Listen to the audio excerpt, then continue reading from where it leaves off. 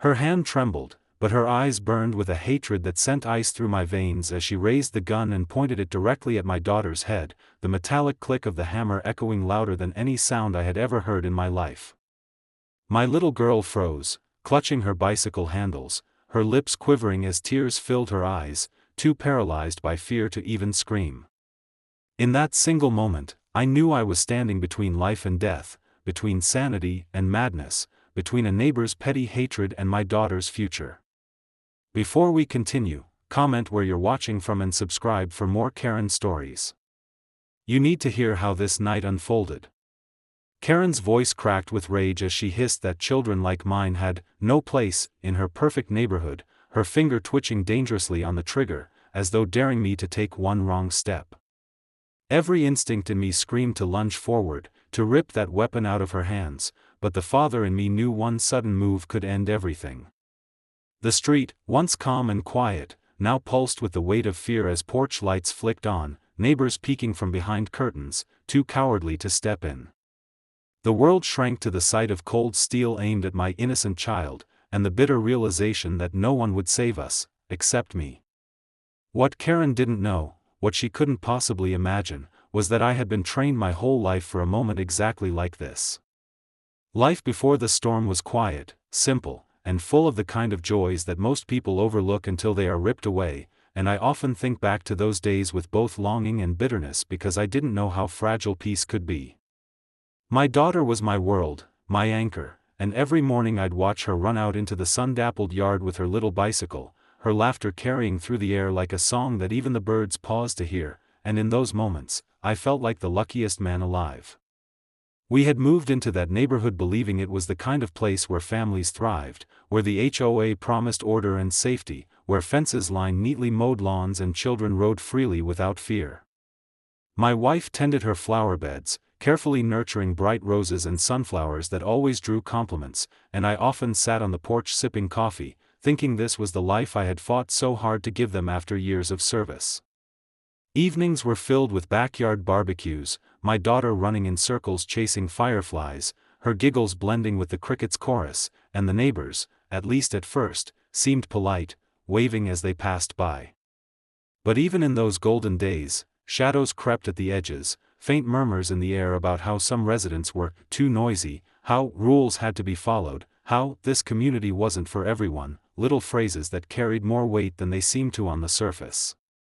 My daughter's bike, a bright pink one with a basket she had decorated herself with stickers, often drew the attention of Karen, the woman across the street who had a reputation for snapping at children if they so much as touched the curb in front of her house. At first, I dismissed her glares as nothing more than the bitterness of someone who disliked joy, someone too wrapped in her own unhappiness to appreciate the innocence around her, but as weeks passed, her stares grew longer, her comments sharper, and her presence more unsettling. There was the day she left a note taped to our mailbox, complaining that my daughter's squeaky training wheels disturbed her afternoon meditation, and the evening she stood with her arms crossed, watching my little girl ride in circles as if daring her to make a mistake so she could pounce with a complaint. We laughed it off then, thinking it was nothing more than neighborhood pettiness, but looking back, those were the cracks in the perfect picture, the signs that peace was temporary, that storm clouds were forming behind the smile of a community that prided itself on order. Still, in that fleeting period before her shadow consumed our days, my family lived with the kind of innocence that feels almost sacred now. I tucked my daughter in every night with stories about bravery and kindness, unaware that she would soon need those lessons not as tales but as survival. My wife and I dreamed aloud about her future, how she would one day outgrow that bike and demand a bigger one, how we'd teach her to drive, how she might one day leave this neighborhood to chase dreams far beyond its narrow rules. We never imagined that before those milestones, she would come face to face with the barrel of a gun held by a woman blinded by cruelty. The storm had not yet broken, and in that fragile window of calm, we lived unaware of how quickly the ground beneath us would split, how the laughter of a child could be twisted into a weapon for someone consumed by control. That was our life before the storm, full of warmth, family, and the illusion of safety, until Karen's bitterness began to poison everything we cherished. The first sparks of war ignited in ways that almost seemed laughable at the time, petty disputes that any reasonable person would brush off, but with Karen, every small moment turned into a battlefield, and what started as irritation quickly escalated into open hostility. It began on a breezy Saturday afternoon when my daughter was riding her bike along the cul-de-sac, her pink basket bouncing with each pedal, her laughter ringing out like sunshine, and suddenly Karen stormed out of her house, her face red with fury, shouting that the sidewalk was private property and that my daughter was trespassing. I was stunned, at first thinking I had misheard her, but her words were sharp and loud enough to make every curtain in the neighborhood twitch as curious eyes peeked out. I walked over calmly, told her it was a public sidewalk and my daughter had every right to be there, but Karen crossed her arms and spat back that she would take it up with the HOA. From then on, it seemed as if she dedicated her entire life to finding fault with everything we did. A week later, she left a note on our door complaining that our trash bins were left at the curb 7 minutes past the deadline, and another time she claimed my wife's rose garden violated aesthetic standards because the blooms were too bright and distracting. Each letter was signed with her name and the smug title of HOA board member, as if it gave her the right to dictate how we breathed. I tried to ignore her, reminding myself that I had dealt with worse in my Navy days, but it was different when her poison dripped into the heart of my family, and my daughter became her primary target. She shouted at her one afternoon for chalk drawings on the driveway, saying the colors were graffiti that ruined neighborhood standards, and the sight of my little girl erasing her artwork with tears streaming down her cheeks lit a slow-burning fire inside me. The neighbors, too afraid to stand up to her or secretly agreeing with her tyranny, began keeping their distance from us, and the isolation only fueled Karen's audacity. Soon, she took to photographing us, snapping pictures of my daughter riding her bike, of me grilling in the backyard, even of my wife hanging laundry, claiming she needed evidence for violations. Each click of her camera was a declaration of war, and every time I confronted her, she smiled with that sickening grin of someone who believed she was untouchable. Her pettiness grew into outright harassment. She filed false reports to the HOA claiming we had unauthorized pets, that we parked in prohibited zones, that we hosted loud parties when in reality, our evenings were spent quietly with family. The HOA, bound to their rules and too spineless to challenge one of their board members, began sending us warning letters, threatening fines, and hinting at legal action, and though I knew they were baseless, the constant barrage wore on us. The final spark that turned our irritation into full-blown conflict came on a late summer evening when Karen marched onto our property without permission, pointing at my daughter's bicycle leaning against the garage, and declared that it was an eyesore that needed to be removed immediately. I stood between her and my child, my blood boiling, and told her firmly to get off my property, but she didn't flinch. Instead, she leaned closer, her voice low and venomous, promising that she would make sure we regretted ever moving into her neighborhood. My daughter clung to my leg, trembling, and that moment seared into my soul as the official beginning of war. It was no longer about petty complaints or HOA rules, it was about a woman obsessed with control, determined to break us, and a father equally determined to protect his family at all costs. The stage was set, and though I didn't know it then, every insult, every note, every false report was only building toward the night when Karen would cross the final line, a night when her hatred would transform from words and paper into the cold steel of a gun aimed at my child's head. The night of the attack is one that will forever burn itself into my memory, not only because of the sheer terror that gripped my family but because it revealed the ugliest truth about how far hatred and obsession can drive a person, and even now when I close my eyes I can hear every sound, smell every scent, and feel every ounce of fear that coursed through my veins in those dreadful hours. It was a humid summer evening, the kind where the air feels thick with tension even before anything happens, and my wife had just tucked our daughter into bed after her evening bike ride around the cul-de-sac. The house was quiet except for the low hum of the ceiling fan and the faint chirping of crickets outside, and I remember thinking how peaceful everything seemed, too peaceful, almost like the world was holding its breath before something terrible. Then came the first sound, a sharp metallic clang against the garage door, like someone had thrown something heavy, and my heart leapt as I rose from the couch. My instincts, sharpened from years of service, told me this wasn't some accident or a passing animal, but something deliberate, and as I moved toward the window, I saw the unmistakable figure of Karen standing in our driveway, her posture stiff, her silhouette framed by the dim glow of the streetlight. She wasn't alone. She had dragged a trash can into the middle of the street as if to block something, and in her hand, I could just barely make out the glint of something metallic.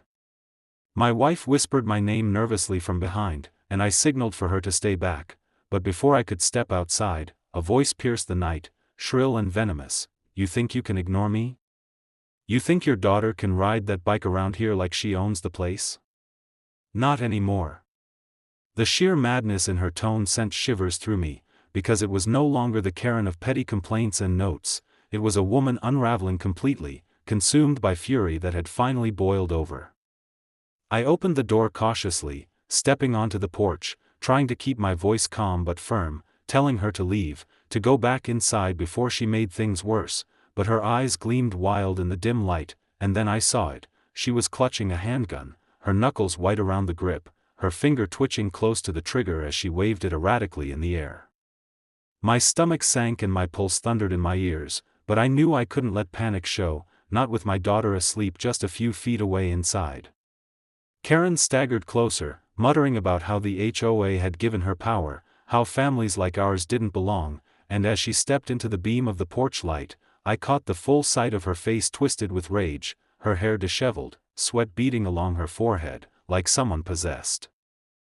She raised the gun, not at me, but toward the upstairs window where my daughter's nightlight glowed faintly, and my blood turned to ice.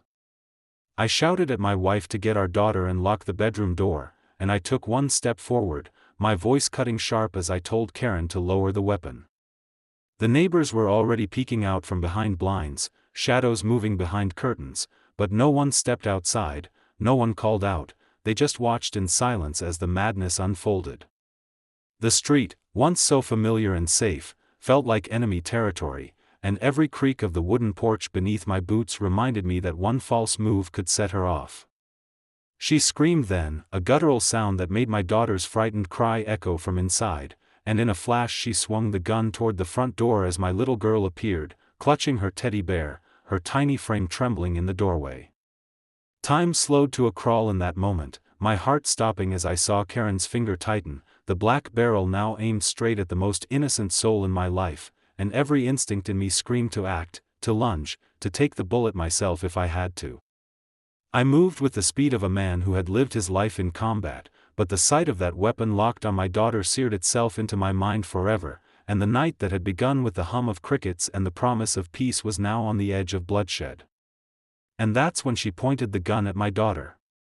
The aftermath of that night was a bitter pill that still leaves a sour taste in my mouth, not because justice wasn't eventually served, but because of the way the system bent itself backward to protect the very woman who had nearly killed my child, and the hypocrisy of the people around us who had witnessed everything yet chose silence when it mattered most. The flashing red and blue lights came minutes after my wife dialed 911, but by then Karen had already lowered the gun, shoved it into her purse, and collapsed into hysterical sobs that painted her as a victim instead of the unhinged aggressor she truly was.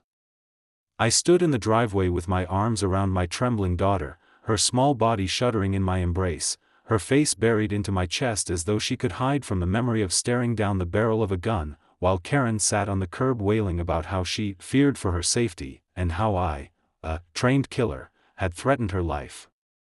The officers who stepped out of their squad cars looked first at her, then at me, their eyes narrowing with suspicion as soon as she spat out the words, Navy SEAL, like it was some kind of accusation rather than a badge of honor.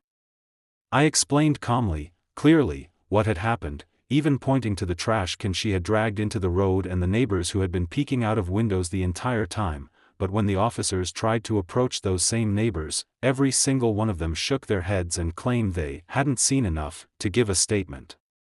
That betrayal stung worse than the sight of Karen's crocodile tears because it meant the community I thought would stand for truth was too cowardly, too complicit, or perhaps too loyal to their beloved HOA board member to admit the reality.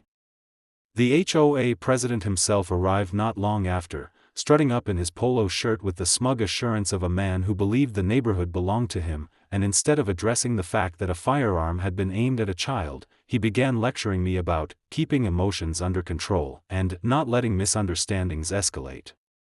Misunderstanding, he called it that, as though Karen's unhinged behavior and my daughter's terror were nothing more than a spat between neighbors over lawn clippings. My daughter clung to me tighter, refusing to let go even as paramedics tried to coax her into answering questions, her voice gone, her eyes wide with the silent scream of trauma that no child should ever endure, and all I could feel was rage simmering beneath the surface as I watched Karen being treated with kid gloves. The police refused to arrest her on the spot, claiming there wasn't sufficient evidence since the weapon wasn't visible when they arrived, and instead they took a statement and promised they'd look into it. Karen seized the opportunity, crying harder, swearing that she had only come over to talk about the bike situation and that I had charged at her aggressively, forcing her to defend herself. The sheer audacity of her lies made my blood boil, but what made it worse was the way the officers scribbled notes as though her version of events carried equal weight to mine, as though the sobs of an unstable woman outweighed the terror of a child who could barely stop shaking. By the time the police cars rolled away, leaving us with little more than a flimsy incident report, Karen was smirking through her tears, whispering to the HOA president that she would press charges if necessary, and the two of them exchanged looks that made it clear they thought they had already won. My wife held our daughter close, rocking her gently, whispering reassurances, but behind her calm tone I saw the fear in her eyes too, the fear that we were trapped in a neighborhood that valued power, appearances, and HOA politics more than the truth or the safety of a child. The days that followed were a nightmare of their own. Instead of support, we received warning letters from the HOA accusing us of disturbing the peace and harassment of a board member, and one morning we woke to find a notice taped to our door threatening fines if our daughter continued to ride her bike on the sidewalk. My daughter, once so full of joy, refused to go outside, refused to touch her bike, and even flinched at the sound of a car door slamming, her innocence shattered in a way no child deserves. And yet Karen carried on as though she were the victim, strolling around the neighborhood with her head high, spreading her poisonous version of the story, convincing those too afraid to question her that she had been targeted by a dangerous ex-soldier and his undisciplined family. The injustice was suffocating, each day a reminder that truth doesn't always win quickly, that systems meant to protect can just as easily shield the guilty, and that neighbors who wave politely in the morning can turn into silent accomplices at night. I knew then that I couldn't rely on anyone else to bring justice, that if I wanted to protect my daughter and reclaim our lives, I would have to fight, not with fists or weapons, but with the training, patience, and strategy that had carried me through battlefields far harsher than a suburban street. Yet no war I had fought prepared me for the ache of holding my traumatized little girl at night, listening to her whisper, "Daddy, she wanted to hurt me," and having no answer but the promise that I would never let it happen again. The injustice of that night lit a fire inside me, one that would not burn out until Karen was stripped of her power and forced to face the consequences of her cruelty, and though the world had turned its back on us in that moment, I vowed that I would build a plan so flawless, so unshakable, that not even her lies, her tears, or her HOA allies could save her when the truth finally came crashing down.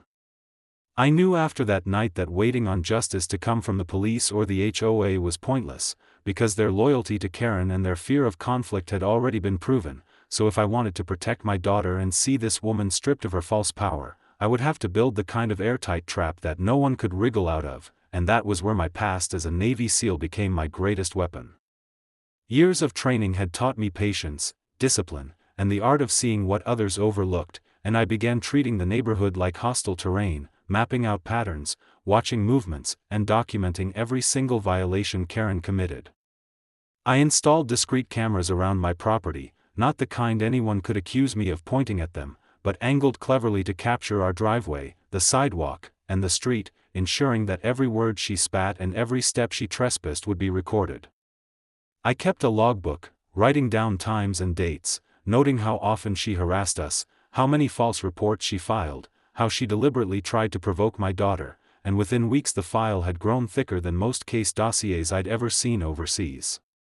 But evidence wasn't enough. I needed her to expose herself, to reveal her true venom in a way that couldn't be twisted or denied, so I baited her the way we used to bait insurgents, slowly, subtly, giving her just enough rope to hang herself. I let my daughter ride her bike again, not because she was ready, but because I was standing nearby with cameras rolling and eyes sharp, and right on cue Karen stormed out with her phone, snapping pictures and yelling about violations. I didn't engage, not at first. I let her rage build, let her words drip like poison, knowing the more space I gave her, the more reckless she would become. Then I escalated my own moves carefully, filing formal complaints with the HOA about her trespassing, requesting meetings, and recording how the board dismissed every concern without even pretending to investigate. Piece by piece, I built a paper trail that showed not just her aggression, but the complicity of the HOA in covering for her, a double-edged sword I knew would cut deep when exposed. At night, I analyzed the footage, clipped the most damning moments, and secured them in multiple drives and cloud storage, because the one thing I knew was that Karen would try to destroy any proof once she realized what I was doing. My wife, once terrified, grew steadier as she saw the meticulous trap coming together, and even my daughter began to regain some courage, knowing that every cruel word Karen hurled was no longer just an attack, it was another nail in her own coffin. The final stage came when I learned through a neighbor, one of the few brave enough to whisper the truth, that Karen carried her gun on walks, flashing it like a badge of authority. That was the moment I knew I could end this.